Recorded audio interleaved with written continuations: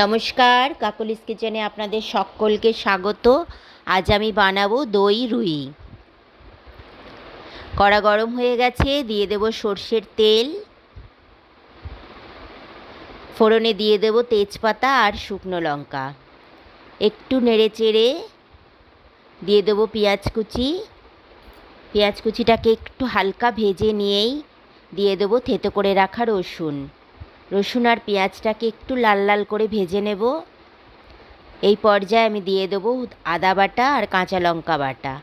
আদা কাঁচা লঙ্কার কাঁচা গন্ধটা না যাওয়া অবধি একটু নেড়ে চেড়ে দিয়ে দেবো ধনে গুঁড়ো, জিরে গুঁড়ো, হলুদ গুঁড়ো, কাশ্মীরি লঙ্কার গুঁড়ো আর দিয়ে দেবো উষ্ণ গরম জল।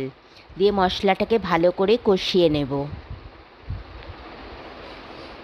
এই পর্যায়ে আমি দিয়ে দেবো নুন আর সামান্য চিনি, দিয়ে ভালো করে মিশিয়ে নেড়ে চেড়ে দিয়ে দেবো কাজু আর কিশমিশ বাটা। ভালো করে কাজু কিশমিশ বাটা নেড়ে চেড়ে তেল ছেড়ে আসতে দিয়ে দেবো ফেটিয়ে রাখা টক দই। টক দই দিয়েও আবার ভালো করে কষিয়ে নেব। এই পর্যায়ে আমি দিয়ে দেবো উষ্ণ গরম জল। ভালো করে নেড়ে ছেড়ে ঝোলটাকে ফুটতে দেব। ফুটে যেতেই আমি দিয়ে দেবো আগে থেকে ভেজে রাখা রুই মাছ। এবার আমি ভালো করে ঝোলটা মাখা মাখা হওয়া অবধি ফুটিয়ে নেব।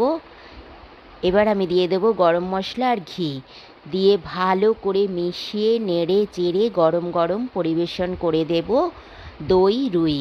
রেসিপিটি যদি পছন্দ হয় লাইক, কমেন্ট, শেয়ার করে দেবেন।